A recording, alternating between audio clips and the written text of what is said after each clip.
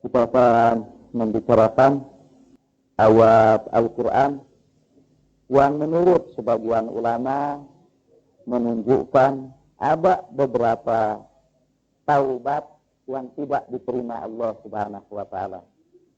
Pada kuliah sebelumnya kita menyatakan bahwa Allah itu Maha Kasih dan Maha Sayang.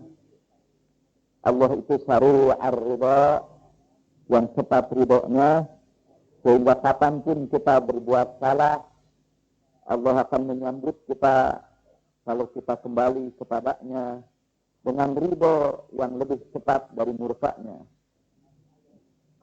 Satu ayat ini yang akan kita bicarakan sekarang justru diartikan menegaskan adanya orang yang taubatnya tidak diterima Allah Subhanahu wa Ta'ala.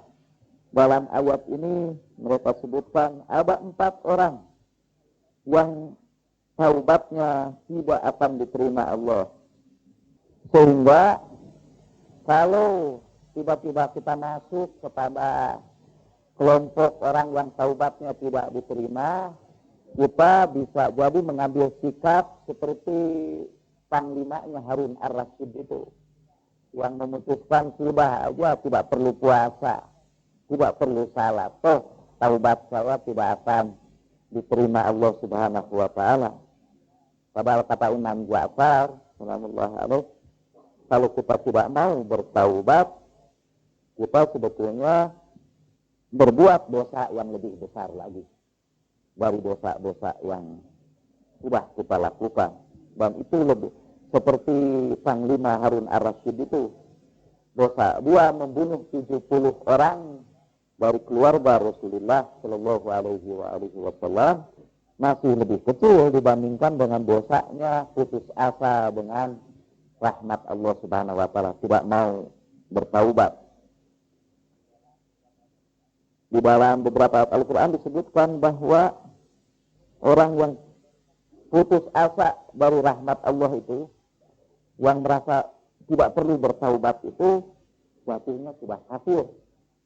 Jadi kalau ada orang mengatakan Tuhan tidak bakal mengampuni saya lah, terlalu besar dosa saya, Tuhan tidak bakal mengampuni saya, kalau dia mengatakan begitu, dia kufur, dia sudah kafir.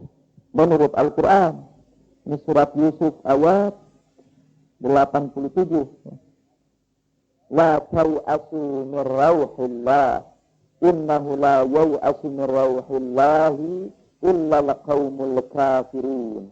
Janganlah kamu putus asa dari rahmat Allah. Sesungguhnya orang yang putus asa dari rahmat Allah itu adalah kaum yang kafir. Surah Al-Quran sendiri menyebut yang putus asa dari kasih sayang Allah itu adalah orang kafir. Tapi gimana ini dengan ayat yang kita bicarakan sekarang ini? Innamat taubatu 'ala Allahi lilladzina ya'maluna as-su'a bi jahalatin thumma yatubuna min qaribin fa ulaika yatubu Allahu 'alaihim wa kana Allahu 'aliman hakima. Walaysat at-taubatu lilladzina ya'maluna as-sayyi'at hatta idza hadara ahadahumul mautu qala inni tubtu al-ana walalladzina yamutuna wa hum kuffar ulaika a'tadna lahum 'adzaban 'alima. Jadi yang pertama, Tuhan berkata sesungguhnya taubat itu bagi Allah hanyalah untuk, biasanya kalau ada kata innama, kata itu dalam bahasa Arab itu disebut adatul hasr. Jadi sebuah kata untuk menunjukkan pembatasan.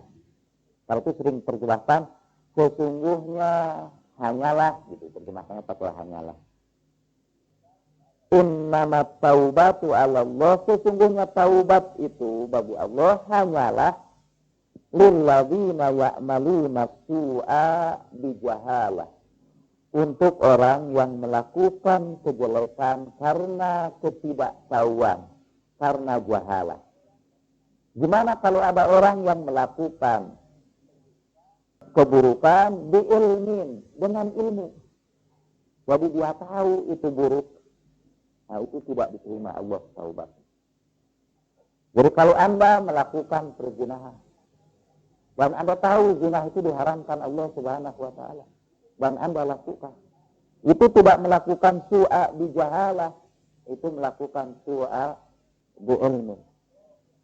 Adallahu Allahu ala ilmin wa minan nas man ittakhadha ilahahu hawa, dan adallahu Allahu ala ilmin. Allah sesatkan dia berdasarkan ilmu. Atau kalau Anda tahu bahwa berdusta itu dosa, tahu Anda lakukan itu, berarti Anda melakukannya tidak termasuk ya'maluna su'a bijahalah. Sementara kita menjelaskan solusi penafsiran para ulama itu. Jadi Anda sekarang sudah dapat menyimpulkan bahwa hampir semua dosa yang kita lakukan itu sebetulnya dosa yang kita lakukan ala ilmin atau bi'ilmin. Anda tahu itu bahwa meninggalkan salat itu dosa, dan Anda tinggalkan juga. Anda tahu juga bahwa bertengkar dengan sesama muslim itu, apalagi suami istri, itu dosa, tapi Anda lakukan juga, malah jadi kegiatan rutin. Itu padahal bukan bijahala, itu bi'ilmin, dengan pengetahuan Anda. Jadi ini yang pertama. Kalau begitu, berdasarkan penafsiran yang pertama ini, kita semua tidak diterima taubat. Apa ada coba dosa yang Anda lakukan karena Anda tidak tahu? Paling-paling, ya ini paling-paling itu, siapa yang pernah tanya kepada kita tentang persoalan mazhab? Karena ada sesuatu makanan yang menurut satu mazhab halal, menurut mazhab yang lain haram. Sebelum dia mengikuti mazhab itu, dia tidak tahu bahwa itu haram. Akhirnya, misalnya ini ada yang mengikuti mazhab Syiah. Dalam mazhab Syiah, lele itu haram karena tidak bersisik. Padahal saya ini sangat suka lele. Atau cumi lah, cumi itu tidak bersisik. Padahal saya sangat suka cumi. Tapi itu saya dulu makan cumi itu bijahalah itu.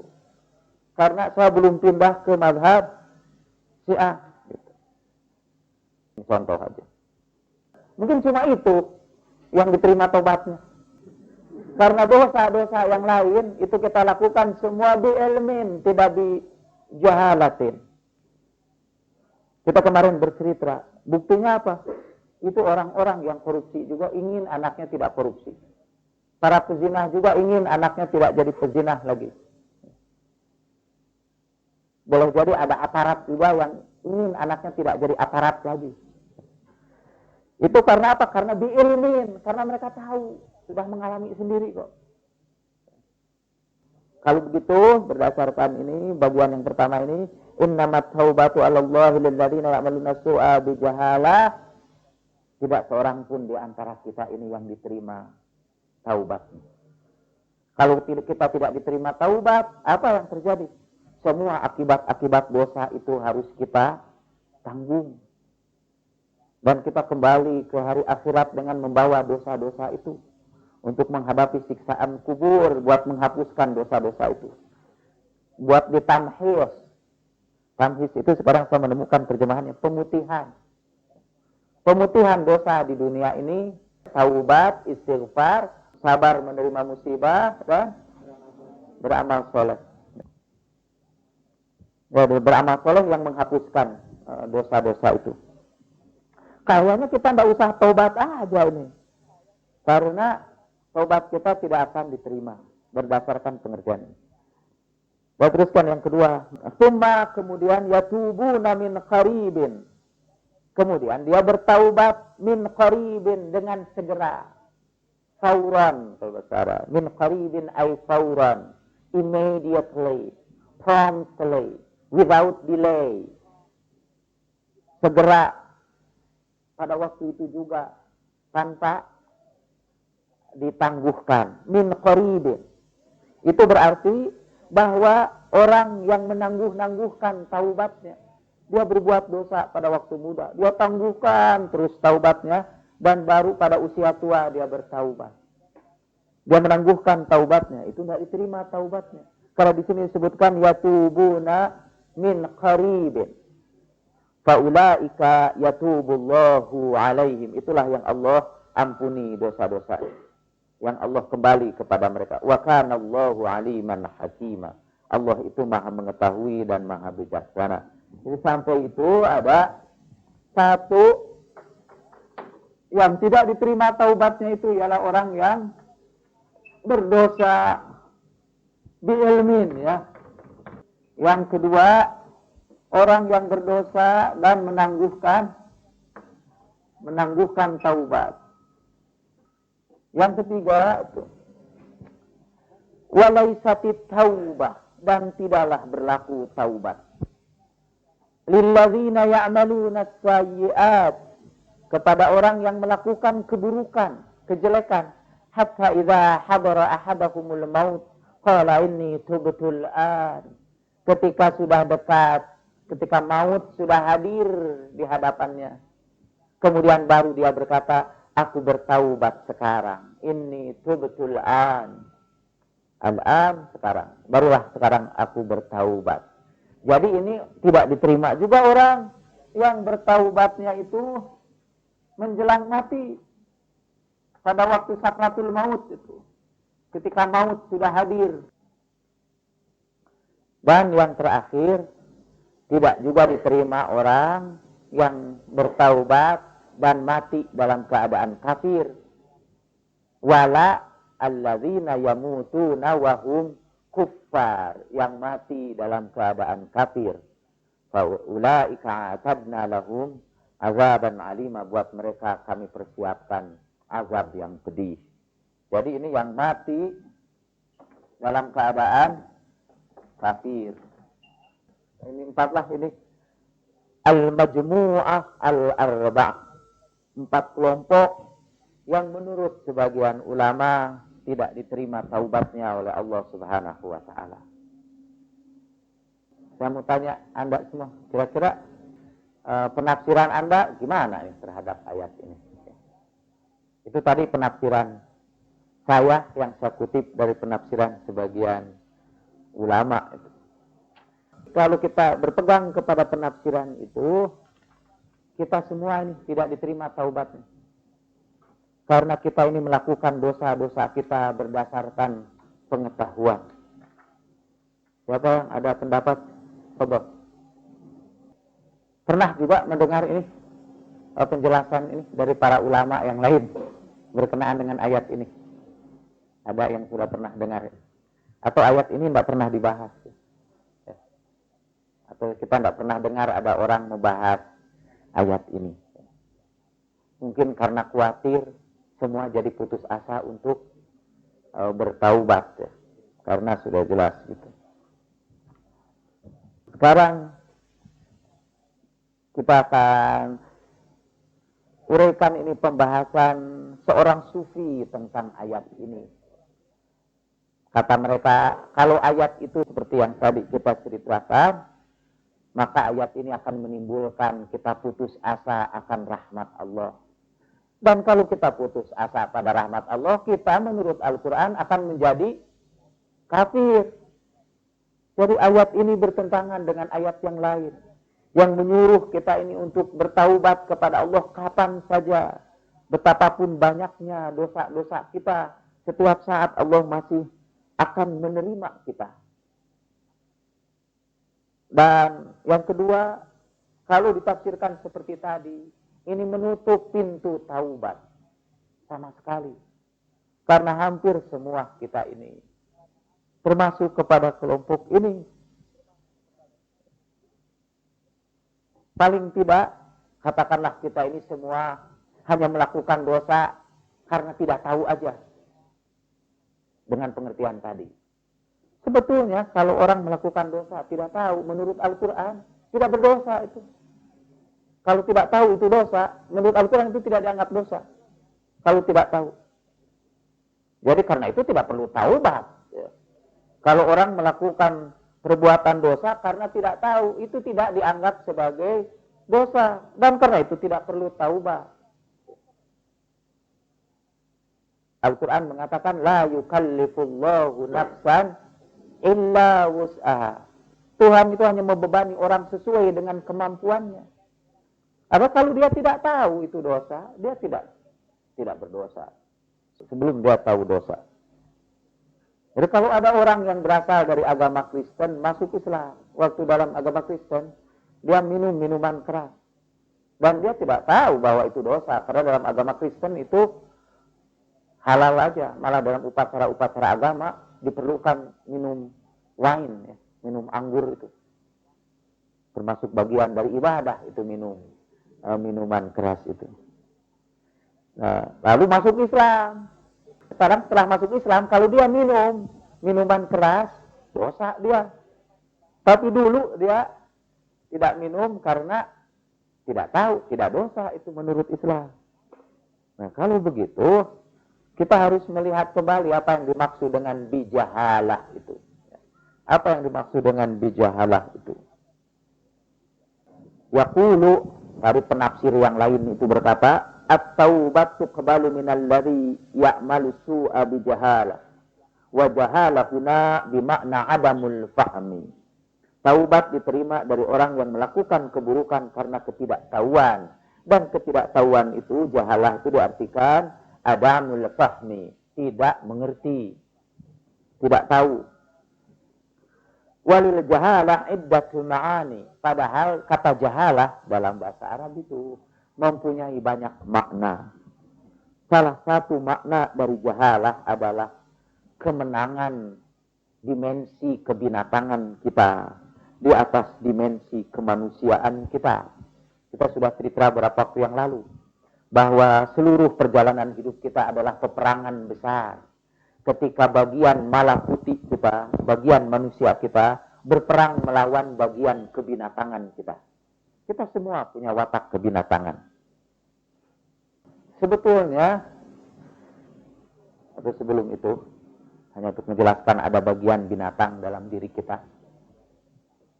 Saya pernah terpesona dengan sebuah iklan di televisi. Saya biasanya tidak tertarik iklan-iklan itu, jelek-jelek umumnya. Jelek-jelek, saya ini ahli komunikasi, jadi saya belajar advertising. Ini tidak bagus-bagus iklan nih, tapi satu saat saya terpesona, ini iklan ini bagus ini. Iklan kuat kalau saya tidak salah. Jadi di situ diperlihatkan para tokoh dunia sampai Madame Albright yang sedang main layang-layang. Terus tokoh-tokoh dunia yang berlaku kekanak-kanakan. Kemudian di ujungnya dia tulis, pada diri kita semua ada sifat kekanak-kanakan. Saya sebetulnya ingin juga bikin video klip seperti itu. Saya gambarkan di situ aparat yang memukuli mahasiswa. Kemudian saya gambarkan juga orang tua yang menghardik anak-anak atau anak-anak sekolah yang sedang tawuran. Di ujung saya tulis, pada diri kita ada sifat kebinatangan. Nah, itu sifat kebinatangan dalam diri kita, itu kita sebut al-janib al-bahimi. Satu segi kebinatangan di dalam diri kita. Tapi sebetulnya juga kita bisa bikin video klip lainnya tentang manusia itu. Kita bisa lihat seorang ibu yang memeluk anaknya, melindunginya dari panas matahari. Kita juga perlihatkan ada seorang anak kecil yang membimbing orang tua yang buta menyeberang jalan. Atau kita perlihatkan juga orang yang membagi-bagikan makanan kepada fakir miskin. Lalu kita tulis di situ, pada diri kita ada sifat-sifat malaikat. Pada semua kita ini ada sifat-sifat malaikat. Psikologi cenderung keliru karena psikologi menganggap manusia itu seperti binatang aja. Manusia itu egois, agresif. Kita juga terpengaruh oleh psikologi itu sehingga kita beranggapan bahwa manusia itu emang wataknya jelek. Sehingga kalau ada yang baik, kita anggap dia bukan manusia lagi. Jadi kalau misalnya, tolonglah dia suap aja, dia kasih duit, dia kan manusia juga. Gitu. Jadi kalau manusia itu artinya bisa disuap. Kalau ada yang tidak bisa disuap, dia anggap bukan manusia lagi. Itu keliru benar. Ya. Itu karena pengaruh psikologi barat yang cenderung memandang manusia itu dengan sinis. Jadi manusia itu buruk, wataknya mementingkan diri sendiri. Atau kalau ada ini kan, ada seorang dia terkenal tidak marah.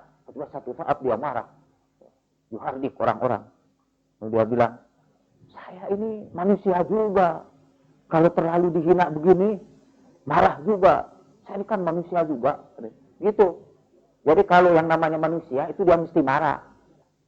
Bukan manusia kalau dia tidak bisa marah. Nah, sebetulnya kalau dia marah, yang tampak itu sebenarnya bukan sifat manusianya, binatang. Mestinya dia ngomong, saya ini binatang juga sebetulnya ini. Ya. Jadi kalau diginikan terus, saya juga bisa marah. Saya kan binatang juga. Gitu. Kalau ada orang, ya kita sering mengatakan ada orang dalam segala hal soleh, tapi kemudian ada juga sifat buruknya itu. Ya karena dia manusia juga sih. Jadi pasti juga lah ada salahnya. Jadi kalau ada salahnya itu manusia itu. Kalau dia tidak pernah bersalah itu bukan manusia. Karena itu ada sebagian orang meragukan Nabi itu tidak pernah bersalah. Nabi juga manusia juga.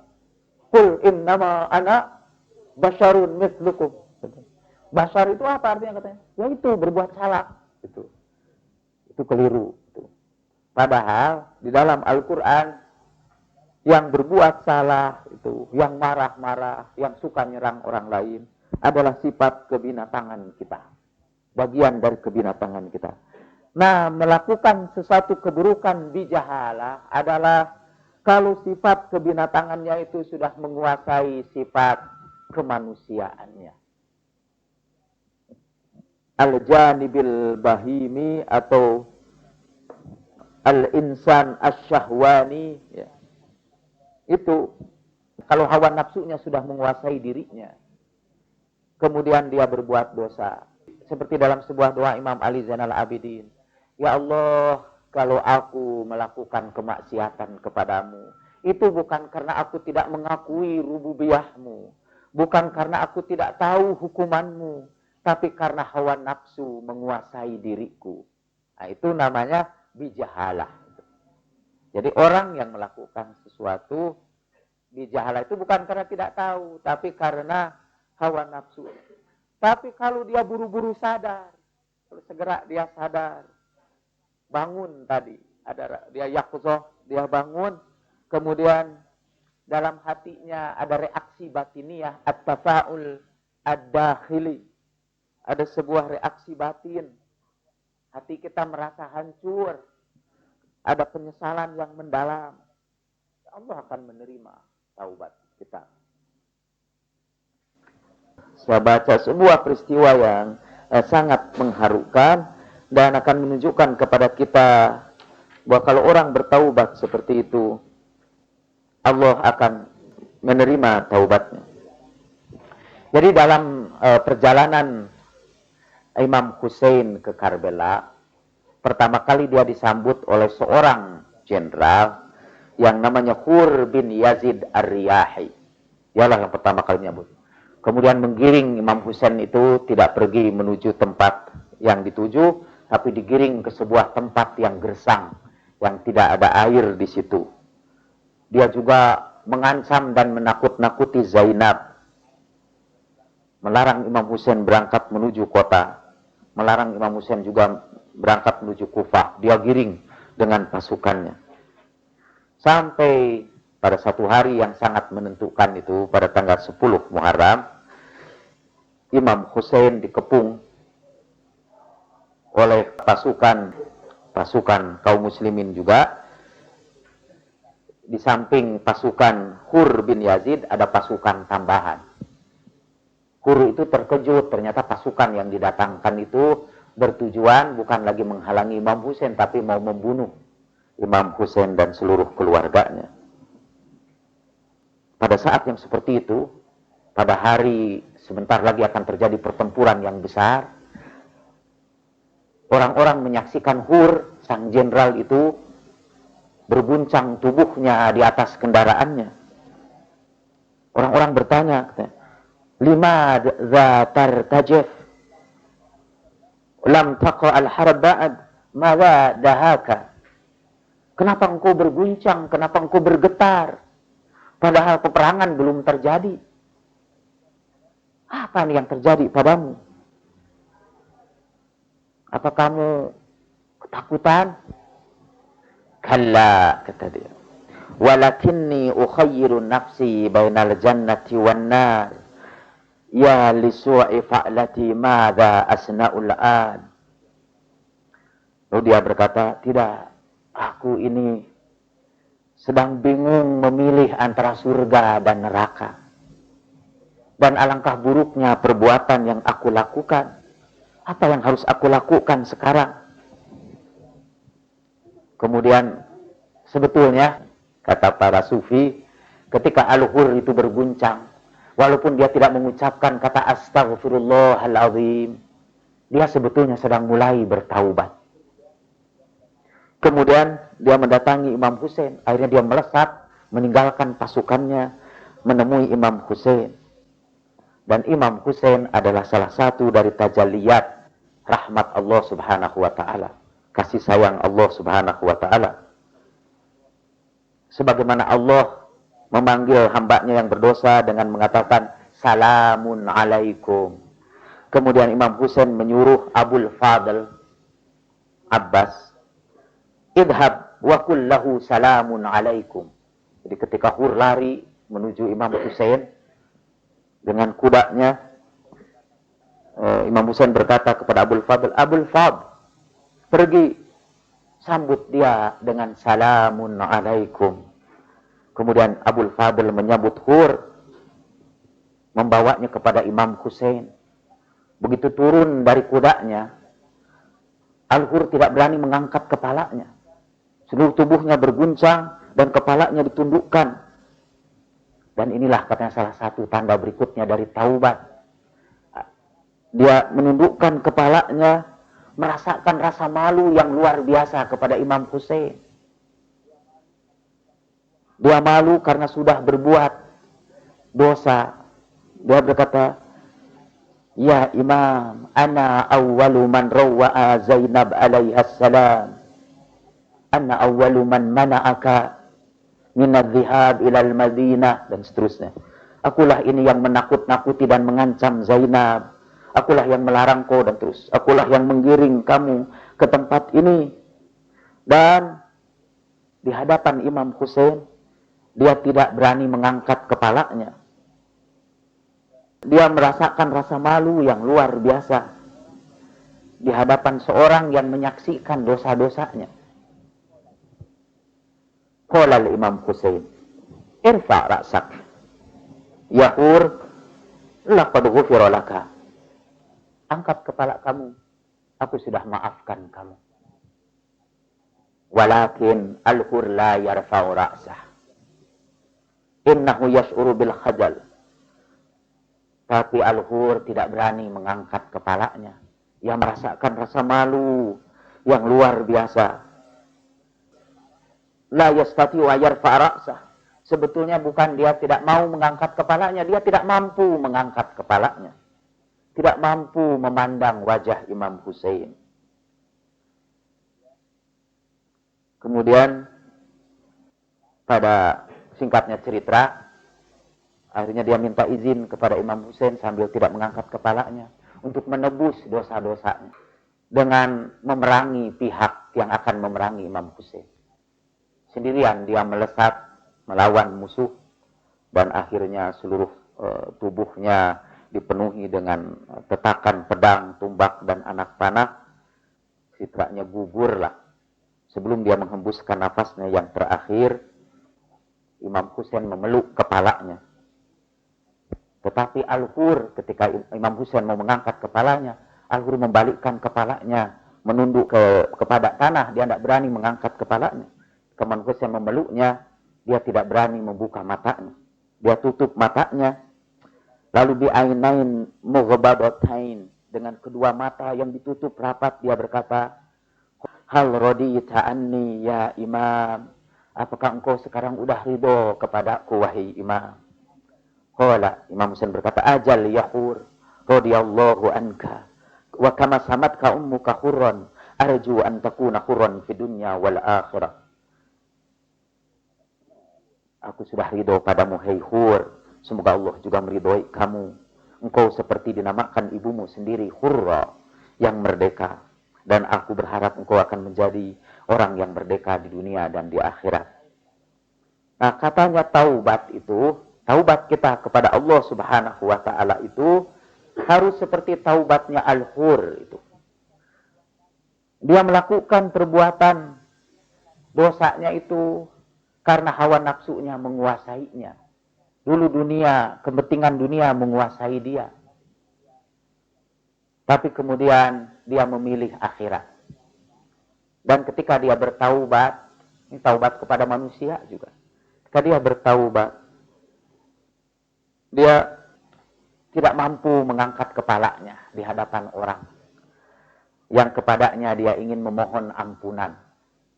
Tubuhnya berguncang, air matanya berlinang. Nah, sebetulnya siapa saja itu yang setelah berbuat dosa datang ke hadirat Allah Subhanahu wa taala, dia tundukkan kepalanya, tubuhnya berguncang, dia memiliki rasa malu yang luar biasa di hadapan Allah Subhanahu wa taala, itu Allah akan menerimanya. Sebelum dia datang juga Allah sudah mengirimkan salam kepadanya. Salamun alaikum, salam bagi kamu. Kemudian yang kedua, ini sebetulnya ayat ini tidak menunjukkan orang-orang yang tidak diterima taubatnya. Ini apa yang dalam bahasa Arab disebut safaratu inzar. Ada early warning device, ya. Ada alat untuk memberikan peringatan awal. Ini safaratu inzar adalah warning siren. Kalau mau ada kebakaran dan ada asap sedikit saja, kan sering bunyi gitu. Di rumah-rumah di barat itu kadang-kadang dilengkapi dengan alat itu, smoke detector. Kalau ada yang merokok langsung bunyi. Jadi tanpa disuruh pun orang akhirnya tidak merokok juga karena jadi bikin bising. Nah, ini sebetulnya ayat ini adalah warning siren, sirine yang memberikan peringatan kepada kita. Yang kedua ini Tuhan memberikan peringatan ini kepada orang yang menangguh-nangguhkan taubatnya. Mengapa diberi peringatan? Sebab kalau orang itu sudah lama menangguhkan taubatnya, ada dua bahaya yang akan terjadi kepadanya. Bahaya pertama, dia melupakan dosanya. Dan kedua, dia keenakan di dalam dosa itu. Bahkan akhirnya ada perasaan dia tidak berdosa sama sekali. Dan karena dia tidak merasa berdosa, tentu dia tidak merasa harus pergi ke seperti orang yang menderita penyakit. Karena ada bedanya orang yang sakit jiwa dengan yang sakit fisik. Yang sakit fisik itu biasanya bisa kita bawa ke dokter, malah yang bersangkutan pun sadar sendiri pergi ke dokter untuk mengobati penyakitnya. Tapi orang yang sakit jiwa tidak merasa dia sakit. Sehingga jarang ada orang sakit jiwa datang sendiri. Saya sakit jiwa, minta diobati. Itu harus orang yang sehat yang membawa dia ke dokter. Nah, begitu pula orang yang sudah terlalu lama terbiasa di dalam dosa. Kalau orang melakukan dosa pertama kali, dia tidak enak. Tapi kedua kalinya, dia mulai merasakan keenakannya. Saya tertarik mengambil contoh. Kalau orang pertama kali masuk toilet umumnya di Indonesia, masuk toilet, bau itu. Tapi kalau sudah bertengger di situ, udah merokok, baunya segini, malah dia menikmati, bisa berlama-lama di situ. Nah, itu dosa itu kalau ditangguhkan taubatnya, nanti akan menjadi kebiasaan. Kalau kebiasaan itu diteruskan, dia akan jadi bagian dari kepribadian kita. Dan kalau sudah jadi bagian dari kepribadian kita, kita tidak ada niat lagi untuk bertaubat. Tidak ada. Nah, jangan kata kamu itu sampai begitu. Itu peringatan dari Tuhan. Kalau kamu berbuat dosa, buru-buru kamu bertaubat. Dan taubat itu akan membersihkan dosa-dosa kamu. Kalau tidak, kamu tangguh-tangguhkan, orang itu akhirnya terbiasa di dalam dosanya dan dia tidak mau bertaubat. Sulit bagi dia untuk bertaubat, walaupun kita suruh bertaubat. Saya juga kemarin menjelaskan seperti orang yang sudah menjadi pecandu zat-zat adiktif. Pada permulaan dia menghisap zat adiktif, dia bingung, seperti orang gila lah. Tidak bisa konsentrasi. Sekian kali dia mencoba, dia merasakan kenikmatan. Dan kalau sudah tenggelam situ, sangat sulit dia diobati. Berat sekali mengobatinya. Orang itu malah mau mati itu. Di dalam kemaksiatannya itu. Sebagaimana banyak orang mau mati dalam ketaatan kepada Allah, lebih banyak lagi yang mau mati dalam kemaksiatan kepada Allah. Jadi boro-boro taubat. Boro-boro mau menanggalkan kebiasaan buruk itu. Dia bahkan tidak bisa hidup tanpa melakukan dosa. Itulah yang diperingatkan Tuhan. Yatubuna min qarib. Hendaknya kamu segera bertaubat. Kalau tidak, kalau kamu tangguh-tangguhkan, nanti dosa itu akan jadi bagian dari kepribadian kamu. Tapi selama itu, kapan saja kamu kembali kepada Allah Subhanahu wa Ta'ala, Allah akan menerimanya.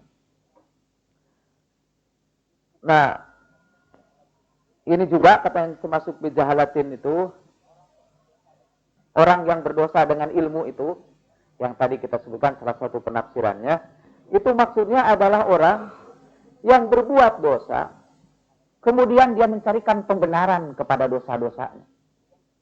Orang berbuat dosa, kemudian mencari pembenaran kepada dosa-dosanya. Sehingga dia tidak merasa perlu untuk bertaubat. Oleh sebab itu, taubatnya tidak akan diterima karena dia sendiri juga tidak akan berniat untuk bertaubat. Misalnya, dalam buku ini, saya setia mengutipnya walaupun itu mengkritik diri saya sendiri. Ada dosa yang menyebabkan kita tidak mau bertaubat dari dosa itu. Dosa itu misalnya hasad, dengki. Kalau orang sudah dengki, dan dia sebutkan dengki di kalangan para ulama lebih banyak dari kalangan orang awam.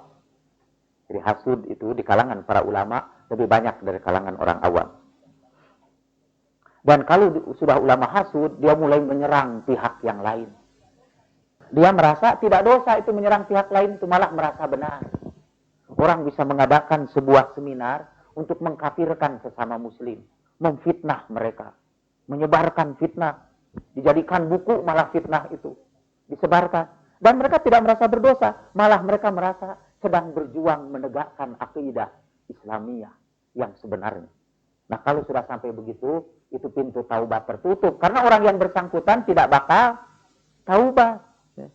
Itu tabrir, kebiasaan menjustifikasi kesalahan kita, terutama ini di kalangan para ulama, karena mereka tahu ayat-ayat Al-Quran dan hadis, mereka gunakan ayat-ayat itu untuk membenarkan dosa-dosa yang mereka lakukan. Itulah yang dimaksud katanya orang yang melakukan dosa biilmin dengan ilmu itu. Yaitu dia berusaha mencari pembenaran atas dosa-dosanya sehingga pada akhirnya dia tidak lagi bertaubat atas dosa-dosanya. Seolah-olah pintu taubat itu tertutup. Bukan Allah yang menutupnya, dia sendiri sebetulnya. Karena sudah terbiasa melakukan dosa, lalu dia mencari pembenaran bagi dosa-dosanya.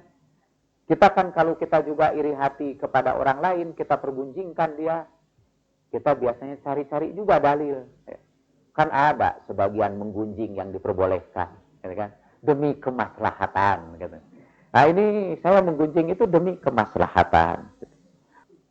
Ada orang memukul istrinya, ya, menyiksa istrinya. Itu dilakukan terus-menerus. Kata dia dalam Al-Quran juga perempuan itu mesti dipukul sebagai pelajaran. Dan ini saya memukul itu sebagai pelajaran buat dia. Jadi dosa itu terus-menerus. Dan dia tidak merasa bersalah sedikit pun. Dia lakukan dosa-dosa. Karena itu hindarilah katanya sebuah kekuatan di dalam diri kita yang oleh orang sufi disebut kuwatun wahmiyah. Yaitu kekuatan untuk mencari pembenaran atas dosa-dosa yang kita lakukan. Kita ini makhluk yang pintar mencari pembenaran buat kesalahan-kesalahan kita. Dan itu biasanya dibantu setan, dibisikkan. Yuwaswisu fi sudurin nas minal jinnati wan nas. Kenapa misalnya Anda menghantam Pak Jalaluddin. Dia emang orang sesat ini. Dan kita harus melindungi umat dari kesesatan dia. Tapi kenapa Anda sampai harus menyebarkan fitnah seperti ini? Misalnya ada salah satu fitnah bahwa katanya di sini di Mutahari, di Munawaroh ini banyak sekali perempuan yang menderita penyakit kotor karena ganti-ganti pasangan nikah mut'ah. Sebut itu dalam sebuah buku disebarkan. Kenapa Anda buat fitnah seperti itu? Ya supaya orang terhindar dari kesesatan. Kalau pakai itu istilah kemarin Pak Muhtar Abbas, lebih baik melakukan madarat yang kecil untuk menghindari madarat yang lebih besar. Lebih baik buat fitnah daripada orang jadi sesat. Kata gitu. Akhirnya dia tidak akan pernah bertaubat kan kalau berbuat gitu. Tidak pernah taubat, malah dia merasa itu amal soleh. Wahum yahsabuna annahum yuhsinuna sun'a. Kata Al-Quran, mereka mengira bahwa mereka melakukan amal soleh. Padahal sebetulnya mereka melakukan kejahatan. Nah, itulah yang tidak akan pernah diterima taubatnya oleh Allah Subhanahu wa taala. Karena memang mereka tidak akan pernah taubat dan tidak merasa perlu untuk bertaubat. Oke, saya mohon maaf. Tafadhal.